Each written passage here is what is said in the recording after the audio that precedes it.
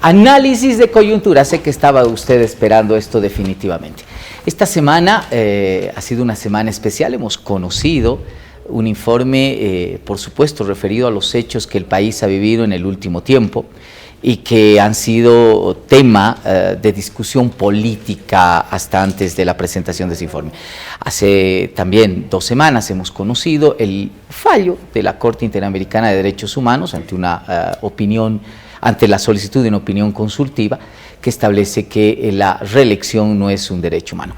Estamos yendo a configurar por fin el camino de luz de los acontecimientos que ha vivido el país en los últimos años y que nos han llevado a una inestabilidad política. Vamos a tratar de respondernos esta pregunta con 2 invitados muy especiales.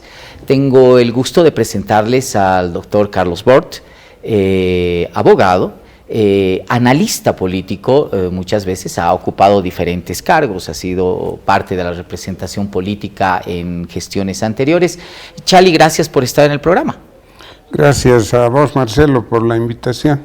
Cordial saludo a toda la audiencia y a Franklin, con quien vamos a compartir el... Ya lo adelantaba Chali. Estamos también con el doctor Franklin Gutiérrez, conocido abogado constitucionalista, profesor universitario, analista político también, con quienes hemos compartido además muchísimas mesas, radio, televisión, que recuerde. Franklin, muchísimas gracias. Marcelo, a ti las gracias y un placer estar con el doctor también. Y bueno, vayamos adelante. A ver, un breve vistazo, un resumen muy ejecutivo de cómo les ha parecido el informe. Chali, por favor. Como resumen ejecutivo, a ver, veremos. Es muy difícil porque el informe tiene como 400 páginas sin contar el anexo, que es técnico y muy importante. Pero a ver, hagamos el esfuerzo. Yo diría que es un documento que se ha esforzado por mantener cierto equilibrio e imparcialidad en el análisis. Sus conclusiones, los resultados de su investigación y sus conclusiones son un gran aporte para el esclarecimiento de todos los problemas, la violencia y los sucesos de 2019. Lo importante, lo más destacable, 2 o 3 cosas positivas y una negativa, es que concluye que el Estado boliviano, tanto en las postrimerías de Evo Morales como en los primeros meses del gobierno de Yanine Áñez, el Estado boliviano ha violado derechos de manera masiva, y todo el informe relata esto. Otra conclusión destacable es que la justicia boliviana carece de independencia, está siendo instrumentalizada, etcétera. Finalmente, el informe, a manera de resumen, le presenta al gobierno boliviano 11 conclusiones y recomendaciones para subsanar todo lo que ha encontrado: la violación de derechos humanos, las debilidades del Ministerio Público, de la Policía, de las Fuerzas Armadas. 11 conclusiones, 36 recomendaciones. Exactamente. ¿Y cuál es, a mi juicio, lo negativo, a manera de resumen?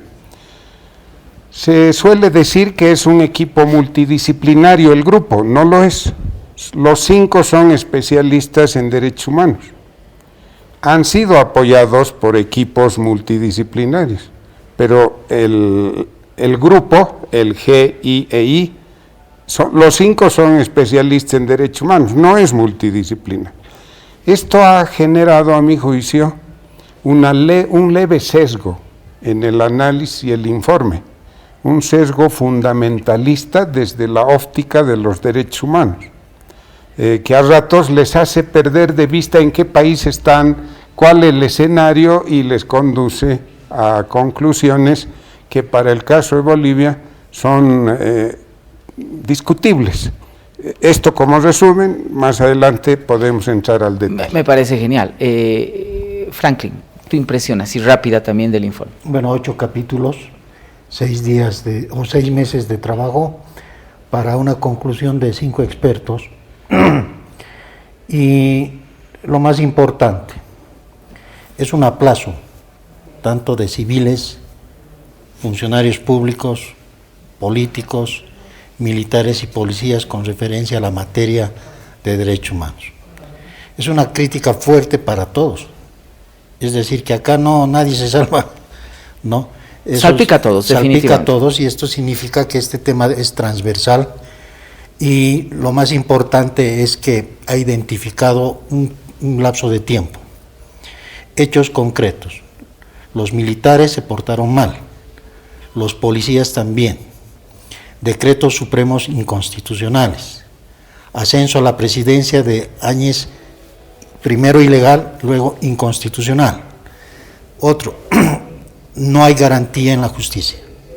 La justicia y el Ministerio Público están de acuerdo al gobierno de turno, ¿no? Él se acomodan a quien esté en el poder. Eso lo ha identificado de forma connotativa este informe.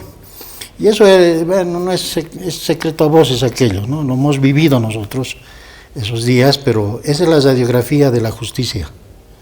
Y por otra parte, son las recomendaciones que hay que cruzarlas, en las que establece claramente, de forma pronta y oportuna, tiene que haber un juicio de responsabilidades. No dice contra quiénes, pero identifica un tiempo y un espacio, y que claramente ahí ha habido pues poder, un poder que tal vez tiene que ser sometido a la justicia, y bajo el principio de verdad material es la justicia que está cuestionada la que tiene que darnos la verdadera historia y decir, bueno, ¿se confirma este informe o no se confirma? Dos cositas que me parecen importantes. Primero, que el informe es muy amplio y es un relato cronológico, además de hechos, lo cual otra vez nos puede conducir, y ya lo hemos visto en las últimas horas, a otra vez el sesgo, ¿no? A mí yo le pongo énfasis a esta partecita de la historia que me conviene, voy a descuidar la otra partecita de la historia que me conviene. Es el primer elemento. Y el segundo elemento es algo que tú mencionabas, ¿no? El informe tiene el cuidado de no personalizar, ¿no? Y al final establece con mucha nitidez qué va a hacer la justicia, las instituciones bolivianas en el marco de la soberanía, quienes van a determinar los procesos que sigan, tanto en el ámbito de establecer justicia como el resarcimiento, ¿no? A ver, una de las recomendaciones centrales que hemos compartido, no necesito decirlo con ustedes en mucho tiempo, es el clamor a la reforma a la justicia. ¿Cómo iniciamos esta labor, Chali, que parece ya lírica, ¿no? O sea, ya vamos con el cuento años de años, hay que reformar la justicia, que al final se convierte en algo que pareciera que repetimos de retruécano nomás. Primero, voluntad política de hacerlo. El gobierno actual, Arce Catacora, ha demostrado que no quiere la reforma. Su ministro de Justicia, designado al día siguiente o 2 días después, anunció que va a encarar la reforma. No solo eso, ha constituido un equipo de notables, entre comillas, para que estudien el tema. Cuando estaba dando los primeros pasos, el gobierno y las bases del MAS lo desautorizaron y se acabó. Bien, gracias a este informe, tiene la oportunidad Arce Catacora de reimpulsar la reforma de la justicia, y esto incluye al Ministerio Público y otras entidades. Eso es lo fundamental. Luego el tema es multifacético, tiene varias dimensiones, hay que ver lo económico, procesal, nuevas leyes, formación de los operadores de justicia, o sea, hay varios programas, es muy complejo, no se resuelve en 2, 3, 4, 5 años, lleva más tiempo, pero hay que comenzar, ¿no? Con este enfoque no es un problema sencillo, pero hay que hacerlo. ¿No es mejor que la Asamblea Legislativa Plurinacional, que es una instancia institucional de representación política, de discusión política, y que al final va a plasmar de forma legal las reformas a la justicia, sea quien tome la iniciativa en este diálogo? Es bueno seguir insistiendo que el Ministerio de Justicia, que depende por supuesto de un gobierno y de una visión política clara, sea el encargado, el abanderado de la reforma a la justicia. 2 comentarios al respecto. Es muy difícil que el legislativo, por su lógica, por su estructura, por su dinámica, son 100 y tantos, ¿no? son 166 parlamentarios. 130 diputados y 36 senadores. ¿No es cierto? ¿Cómo agarran esto? No es fácil para el que tiene que estar el legislativo, tiene que estarlo, pero no parece ser el órgano protagonista. Solo queda entonces el ejecutivo y el judicial. Segunda afirmación categórica. No conozco una reforma judicial, y he estudiado casi todas en el continente, que haya sido iniciativa y haya sido motorizado por los actores, por el judicial. Es bastante Paréntesis, difícil. perdón, Charlie, las declaraciones del ministro Lima le devuelven esa potestad al órgano judicial de manera peligrosa. Deberían hacerlo entre el Consejo de la Magistratura y el Tribunal Supremo de Justicia, además el Tribunal Constitucional, deberían impulsar, pero en la práctica, te digo, no hay una sola reforma en el continente que los actores hayan decidido en un arrebato de asunción de conciencia, ¿no? Reformarse, cambiar. Seamos claros, es un harakiri. Claro, ¿Cómo vas a quitarte de tus manos la capacidad de poder que tienes? Entonces, solo queda que el ministerio, el ejecutivo, pues no sé quién, pero el ejecutivo tome los primeros pasos y se genere un escenario plural más amplio desde donde salgan las iniciativas, y entra el judicial, entra el legislativo, entran colegios profesionales, etcétera, etcétera, etcétera. Claro. ¿No? Franklin, la misma pregunta, ¿cómo iniciamos este rumbo de reforma a la justicia que ya parece un retruécano? No hay que reformar la justicia, todos nos dicen ello, pero... Primero veremos qué es la justicia en el contexto de lo que es el Estado. Mecánicamente decimos que unas escuelas del derecho dicen el Poder Judicial solo es la boca de la ley. ¿Qué política pueden hacer ellos? Solamente ellos deben dictar leyes y normas.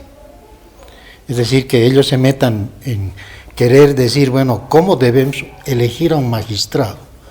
¿Cómo debemos elegir un vocal? Medio difícil. Ese problema es político.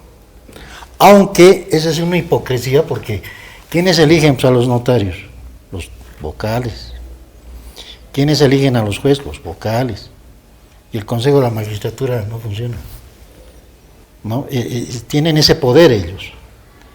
Pero el hecho de cambiar la política del órgano judicial, para mí es bien difícil. ¿Quién se puede zafar y despedir de un elemento poder que es el órgano judicial para poder gobernar? ¿Quién? El presidente o el partido político o los que tengan la mayoría en el órgano legislativo van a tener voluntad política, como dice Charlie, de querer deshacerse y no controlar ya el poder judicial. Bueno, entonces la pregunta sería, ¿quién le pone la cascabel al gato? ¿Pero quién? ¿Quién tiene la voluntad? ¿Nadie? ¿Tú crees en que este nadie? momento tenemos un informe que le ha dicho al presidente y al órgano ejecutivo, usted es el llamado en este momento, el llamado para poder buscar meritocracia, tienen que reformar, tiene que haber cambio de mentalidad. En este momento hay que cambiar a todos los jueces, a todos los magistrados, porque es un círculo vicioso que va girando ahí, por eso no hay voluntad de cambio en ellos. Entonces, ¿cómo hay que hacer? Hay que hacerlos. Yo soy fatalista, soy extremista en ese sentido, de que hay que cambiar a jueces, fiscales, desde los fiscales de materia. Se tienen que ir a su casa si queremos, pero ahora, ¿cuál es el procedimiento a utilizar? No podemos dejar un vacío de poder. Aquí yo creo que debemos aplicar un principio de progresividad que está en el artículo 13, que es para derechos fundamentales, pero tendríamos que utilizar un principio de progresividad de cambio en los ministros de la Suprema. Pero aquí hay un problema. Un primer candado que tenemos es la propia Constitución. ¿Y quién cambia la Constitución? El constituyente. Entonces, para poder cambiar de raíz esa estructura del Poder Judicial, tenemos que volver a una Asamblea Constituyente, necesariamente. Lo demás son ramas. Hay que arrancar desde ahí el tema. Bueno, Poder Ejecutivo, Asamblea Constituyente, parece ser los caminos que podrían aparecer eso. Pero bien, hay una recomendación que creo que es la central y que no debemos descuidar, resarcimiento de los daños. Indudablemente el Estado boliviano, y luego ya se personalizará eso a través de los procesos debidos, ha violado los derechos humanos de varios ciudadanos. ¿Cómo empezamos este proceso de resarcimiento, Charlie? A ver, entre las recomendaciones está claro, esa parte es la parte más mecánica y copia lo que siempre hace la Comisión y la Corte Interamericana de Derechos Humanos. Un copy-paste. Sí, copy-paste, ¿no? Las sentencias de la Corte tienen, o sea, ya es norma en ese nivel.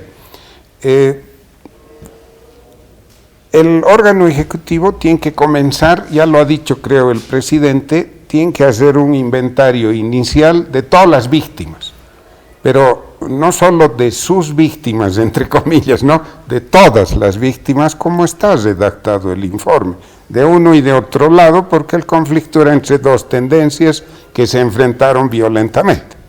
Entonces, un primer inventario. Y en base a eso, resarcir daños, reparar, todo lo que sugiere el grupo, el informe. En la Constitución y en la normativa boliviana luego aparece la institución de la repetición. El Estado debe cubrir eso, pero cuando avancen los juicios, identifiquen a los responsables, etcétera, el Estado tendrá que cobrarles a ellos. Así es. Tienen que repetir, ¿no? Esas personas tienen que cubrir daños, etcétera. Obviamente será en la medida de sus Por eso la posibilidades. insistencia en el tema de la justicia. Es decir, Así es. la justicia es quien va a determinar Así quiénes es. son responsables reales de eso, ¿verdad? Y ese es un elemento central. Franklin, el resarcimiento también es algo que debe ser urgente. ¿Cómo lo iniciamos? Por si acaso, el resarcimiento de los daños es posterior a una sentencia de condena. Por supuesto. Ahorita estamos anticipando una separación de daños sin que exista el debido proceso. Primero tiene que haber el debido proceso bajo los principios de igualdad, la presunción de inocencia, tendrá que establecerse a quiénes vamos a iniciar juicios de responsabilidades. Bueno, esas personas van a poder pagar, el Estado ya está comprometido a pagar los daños y perjuicios, el Estado. Pero ¿a quién le van a hacer la repetición? Al que pierde el juicio, al que sea condenado. Ese condenado tendrá dinerito en sus bolsillos para hacer la repetición, medio difícil, ¿no? Lo que yo creo que las víctimas en este momento, unos tal vez quieren la separación, otros lo que quieren es justicia. Dicen, no me interesa a mí la separación de daños, mi hijo no tiene precio, pero yo quiero a alguien que sea responsable material o intelectualmente, quiero verlo en la cárcel. Entonces, esa es la función del Ministerio Público, esa es la función del Legislativo y esa es la función del Poder Judicial. Por lo tanto, esto no va a ser tan rápido. Es decir, el informe ya está lanzado.